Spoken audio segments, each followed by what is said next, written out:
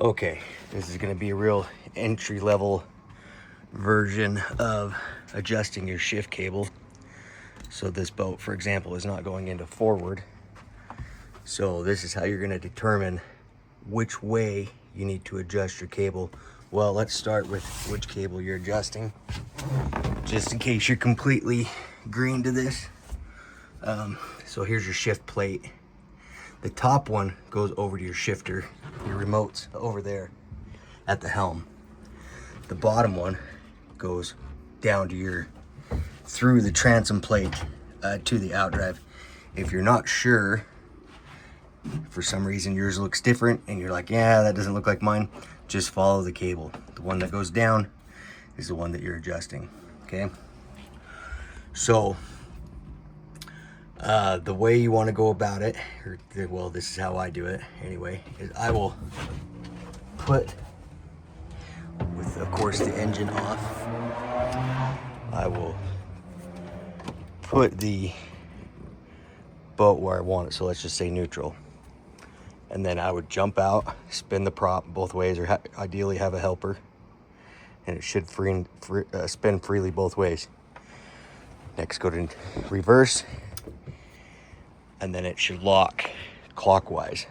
The prop should lock clockwise, which this one is currently doing. Then you're gonna go to forward. And this boat in particular is not going into forward. So we need to adjust it.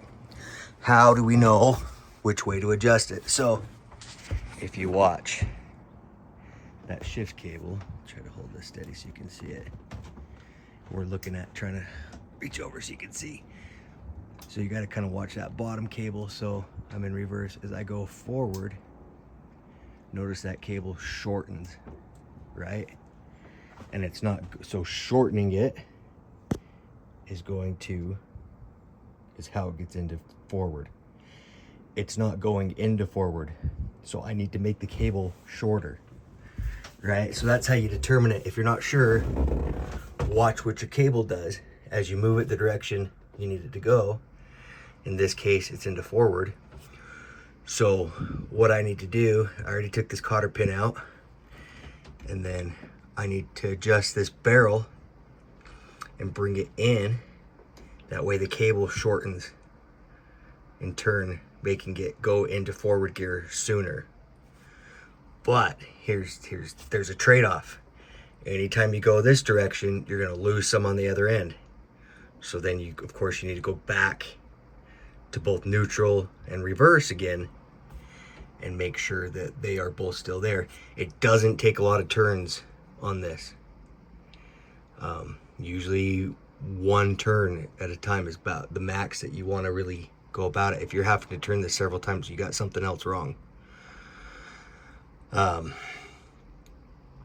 But that's how you do it. If you've really kind of screwed the pooch and you've messed this all up and you don't know where to start, you're just like, man, I need to go back to square one. Put it into neutral, undo everything up here, get your drive in neutral, so just manually turn this and have a helper back in the back to spin the prop. When it spins free both directions, right? Now that means that's in neutral. So once it's at neutral, don't mess with this at all. Keep it there. Now put your shifter in the corresponding spot. So like if it was this one and I'm starting from scratch, I'd come over here and I'd put it in neutral. Now the shifter, and of course I hadn't, in my example, I hadn't touched the cable. So now I would just make it match. I'd make them match together, right? So if that meant turning this one, I know I don't want to turn this one, the bottom one, because we got it right where it's set at. So now I need to match the top one to match the bottom. See what I'm saying? So once again, just a brief recap.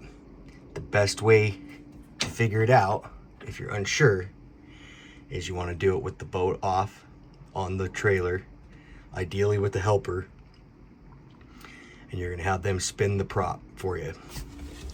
And then as they spin it, you're going to put it into gear, forward and reverse.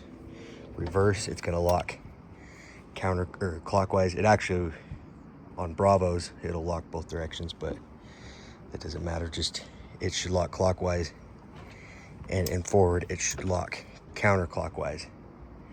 If you're hearing like a clicking, you know, where it's not quite going into gear, then you need to make an adjustment. It is very common for these gimbal housings to need to be replaced. Really common on Mercruisers, and the shift cables is usually the first sign that you got something going on back here. So if you got a boat that you've used for years and it's recently just starting to have a hard time shifting or not finding gear with the remote, your problem's likely back here at the gimbal housing. Personally, I always recommend rebuilding this entire thing. You take it all the way apart, you do the bearing, all the U-joints, all the bellows. So shift cable bellows, shift cable U-joints, U-joint bellows. You don't really need an exhaust bellows. It's good to put on because then your exhaust fumes go down under the water, so you're not fuming out your passengers.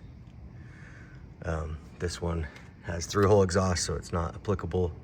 Why I have it all apart, I always do the trim pucks. I actually have a video on adjusting those if you're lost.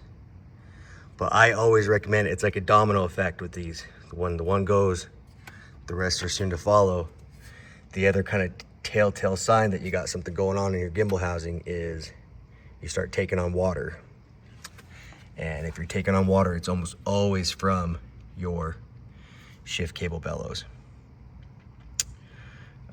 There's other options. I actually have a video on finding leaks too, if you're stuck, but yeah. Okay, well, good luck.